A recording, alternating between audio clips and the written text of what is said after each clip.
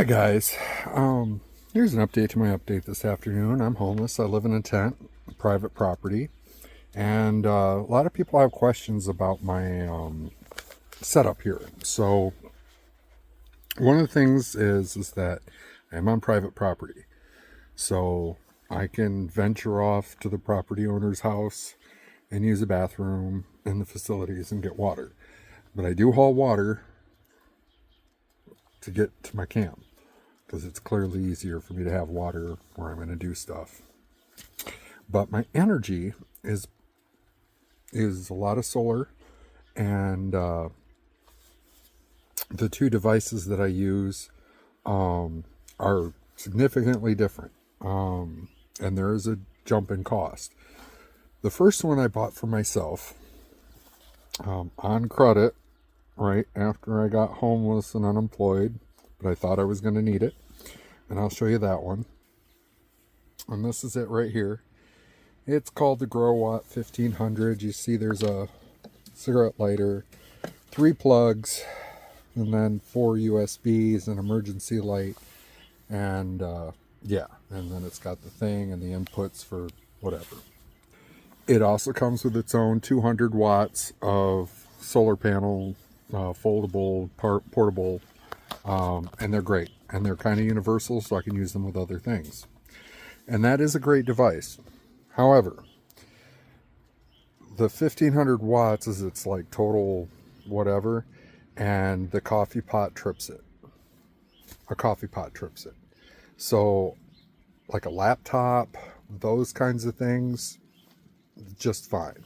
But anything that pulls any real amperage or has an initial kick to it, like a space heater or an appliance like a coffee maker or even a hot plate, I might add, you're going to run into issues. So,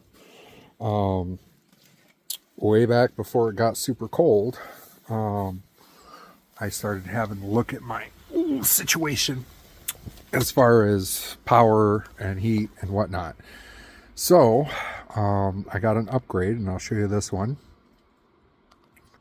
So if you see, this is called Project Solar, and this one is a 2000 bank with a 3000 battery sitting behind it. And in addition to your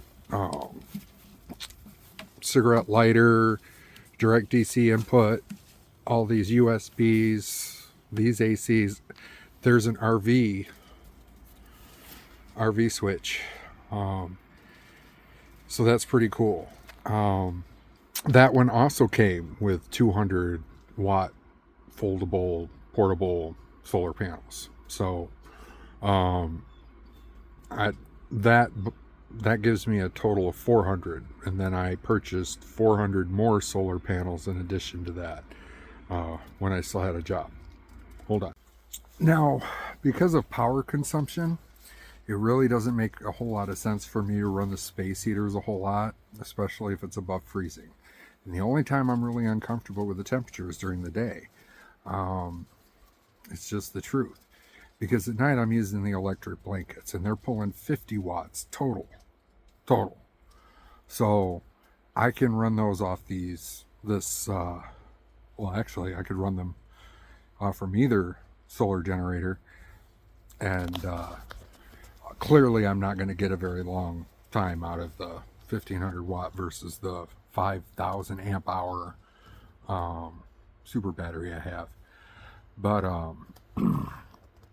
I can go all night and then some with the electric blankets, and I can get about 4.5 hours of a space heater on a single charge, and that's running it in a tent.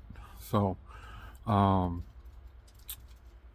because I'm not allowed to use propane or wood as long as civilization is intact and insurance is can be canceled, I'm not using wood or propane, but I do have those accessories on backup, because never know what's going to happen. And I am just as caring and concerned for the well-being of the family at the property owner's house as I am for my own well-being.